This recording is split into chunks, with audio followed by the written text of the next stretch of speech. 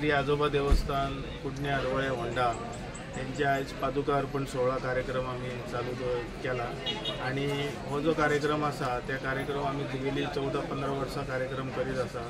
पादुका अर्पणाचे पूजन करून पादुकांचे पूजन करून मागीर त्याच्या स्थानार दवरता आमी आणि बरेचसे भाविक हांगा येतात आणि दर्शन घेतात पादुकांचे आणि आजोबाचे दर्शन घेतात। हो आजोबा आमचो जागृत देवस्थान आसा आणि त्याच्या खातीर खूबशे लोकांचे ह्या देवळाशी नाते आसात आणि अशेंच नाते आसचे। हांव परत एकदा सगळ्यांचे भाविकांचे स्वागत करता। देव बरें करूं।